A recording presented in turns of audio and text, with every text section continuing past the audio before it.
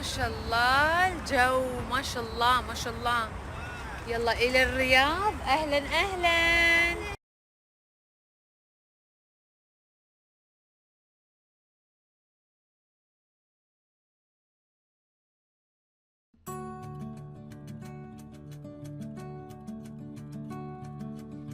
والحمد لله على سلامتنا.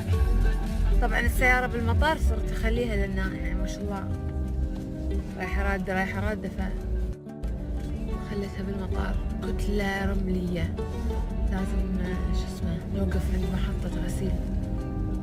السيارة لازم تنزل. بروح خل أقول لكم جدولي لأن راح أعطيكم لقطة اختفاء لأن في نوم. الحزام أول شيء بروح أي محطة الحين تجي على الطريق. خل أقول لكم جدولي. هو يعني بصراحة عشوائي الجدول يعتبر، بس حلو إن شاء الله راح يكون حلو. أكيد أول شيء أي شيء قدامي راح أكله بعد ما أغسل السيارة. يمين ولا سيدة؟ ترى التكييف شغال يقول يسار انزين.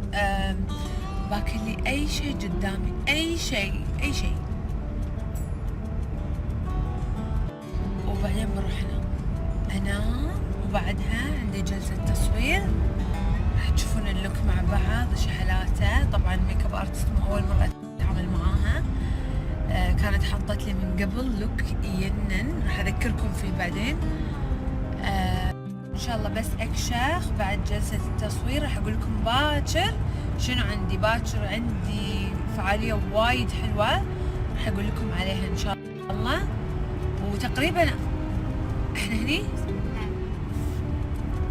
تقريبا أنا موجودة لتاريخ 11 ديسمبر واحتمال أمدد يعني لحد الحين ل 11 ديسمبر يعني أسبوع تقريبا أنا موجودة.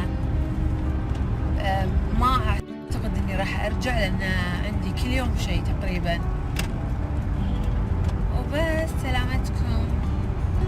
شنو عندكم ما عندكم شيء جديد، مطعم جديد فاتح مني من هناك نروح له مو الحين طبعا لا. أنا حاليا في حالة انهيار أبي أنام بالليل كذي لما أشبع نوم كاشخة نطلع كني بروح الدرعية اليوم بالليل.